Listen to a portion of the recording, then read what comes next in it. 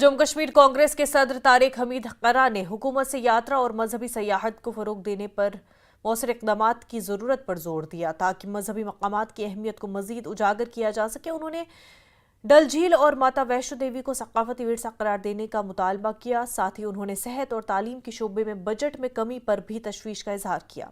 कश्मीरी पंडितों की बहाली के हवाले से कहा गया कि ये एक महज नुमाइशी इक़दाम नहीं होना चाहिए बल्कि ऐसा जामिया पैकेज होना चाहिए जो उनकी वादी वापसी को मुमकिन बनाए। While rising up to speak on the proposed budgetary provisions for the year 25-26, firstly, with full sense of responsibility, I digress to call this House as an extraordinary House, working in extraordinary situations.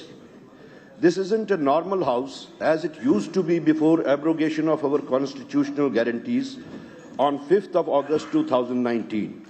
Today, this is a citadel of aspirations of more than 1 crore citizens of J&K in extraordinary situations.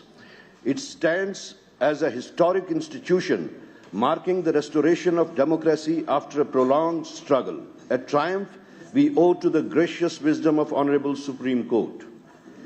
We, the members of this House, carry a profound responsibility on our shoulders, a responsibility bestowed upon us by this historic mandate after 3.5 decades of turmoil.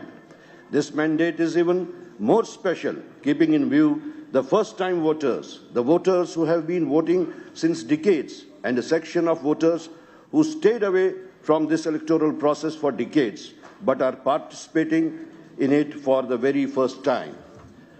Isn't it then this our bounded duty to respect this mandate of the people?